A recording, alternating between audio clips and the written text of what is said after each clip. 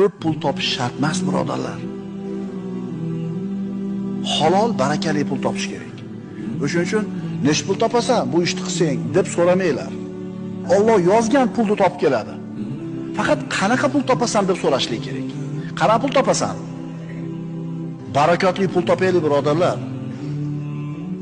Insonlar tirikchiligi halolmi, harommi farqiga bormay qo'ysa, Allohning amriga beparvo bo'lsa, bunaqa bandalar Alloh uchun ham qadrsiz bo'ladi.